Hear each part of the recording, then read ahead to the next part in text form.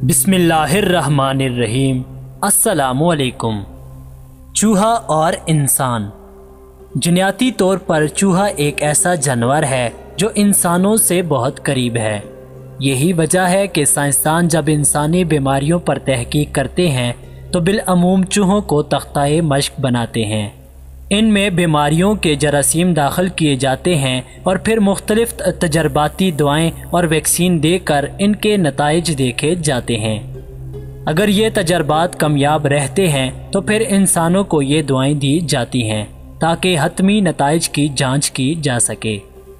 Video में आगे बढ़ने से पहले आप दोस्तों से गुजारिश है कि अगर आप हमारे चैनल पर नए हैं तो हमारे चैनल दास्तानी टीवी को सब्सक्राइब करें और साथ में मौजूद घंटी के बटन को दबा दें ताकि हर आने वाली नई वीडियोस की नोटिफिकेशन आपको मिलती रहें।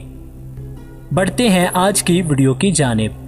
शायद ये इसी जन्याती मुमासलत का नतीजा है कि चूहे घरों में घुसकर इंसानी ग़ज़ाएँ मसलन रोटी वगैरह शौक़ से खाते हैं और दीगर करामद अशिया भी कुतर जाते हैं। इसलिए इंसान उन्हें सख्त नापसंद करते हैं और उनसे पीछा छुड़ाने के लिए मुख्तलिफ हरबे इस्तेमाल करते हैं। आजकल चूहों से निजात हासिल करने के लिए एक नई किस्म का ट्रैप इस्तेमाल हो रहा है। उसमें इंसानी ग़ज़ा मसलन रोटी चावल वगैरह की इंतहाई तेज़ खुशबू उठ रही होती है।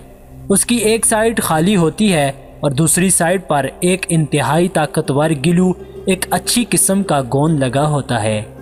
रात के वक्त उसे चूहों की आमदोरफ्त के रास्ते में रख दिया जाता है। अंधेरा होते ही चूहे खुशबू के पीछे दौड़ते हुए आते हैं और उस पर चढ़ जाते हैं, मगर फिर उन्हें उससे कभी उतरना नसीब नहीं होता क्योंकि इंतहाई ताकतवर गिलू उनके पांव जकड़ लेता है।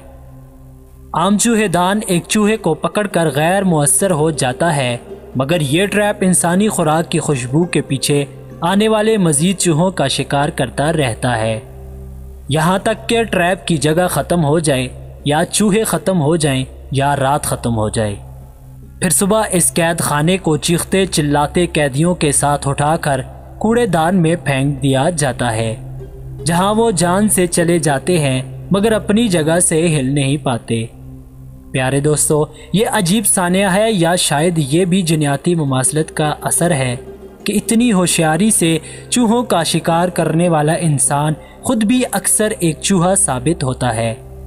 जिन्स और पेट के तकाजे, औलाद की मोहब्बत, माल की हिरस, शोहरत का नशा, इक़्तिदार की हवस, मुआशरे में बुलंद स्टेटस की तमन्ना, वसी बैंक बैलेंस, बड़ी बड़ी जायदादें, तरक्की करते हुए कारोबार, चलते हुए कारखाने, नए मॉडल की चमकती दमकती गाड़ियाँ, आलीशान घर, फॉरेन ट्रिप्स और न जाने क्या कुछ।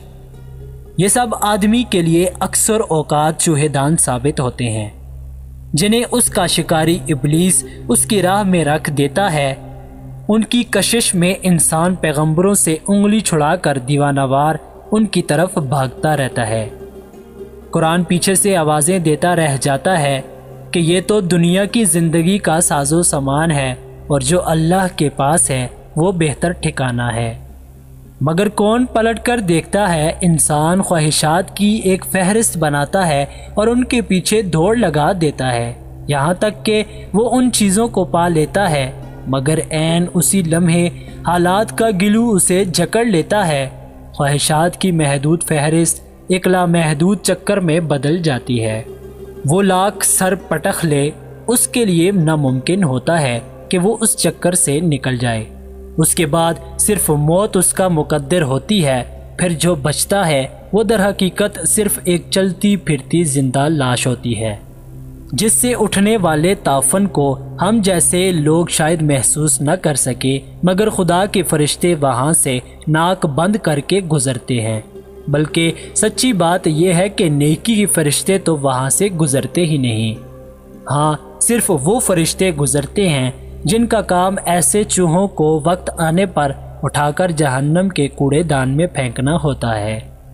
प्यारे दोस्तों, हम इंसानों का हाल ये है कि वो एक के बाद एक इस ट्रैप में फंसते चले जाते हैं और समझते हैं कि पहला चूहा भी वहाँ मज़े कर रहा है।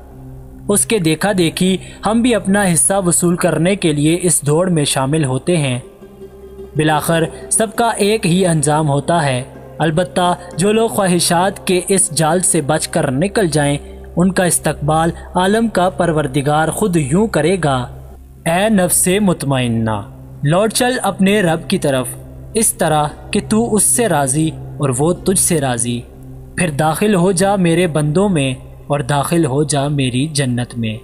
پیارے دوستو، ہم چوہوں کو پکڑنے والے اپنے چوہے دان کو پہچانیں، کیونکہ ہمارے شکاری ابلیس نے اس دور میں نت نئے چوہے دان بنا لیے ہیں۔ کہیں ایسا نہ ہو کسی روز ہم بھی کسی جال میں جکڑے جائیں اور خبر تک نہ ہو۔ اپنے حصے کی روٹی کی تلاش میں پیغمبر سے انگلی مت چھڑائیے، کبھی خدا کی اس کتاب کو بھی پلٹ کر دیکھ لیں جس کے لیے دنیا کی کامیابی اتنی ہی غیر اہم ہے جتنی معاذ اللہ ہمارے لیے آخرت۔ زندگی کی شام ڈھلنے کو ہے، کیوں ہم فانی دنیا کے لیے ابدی آخرت کو کھو رہے ہیں؟ کیوں عارضی لذتوں کے لیے بے مثل جنت کو کھو رہے ہیں؟ وقت ملے تو اس بارے میں بھی سوچ ہی لیجئے گا۔